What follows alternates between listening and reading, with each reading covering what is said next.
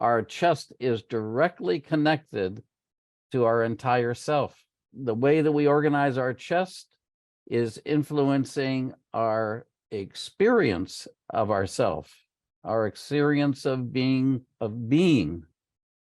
Our chest is central to ourselves.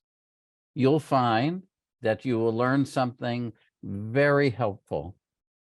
Because your chest is so central, you'll find that you feel improvements elsewhere.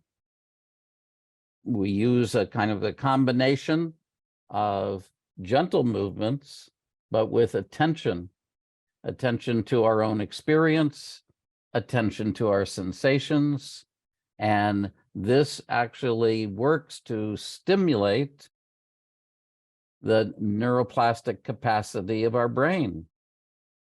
There's no rush, there's no hurry,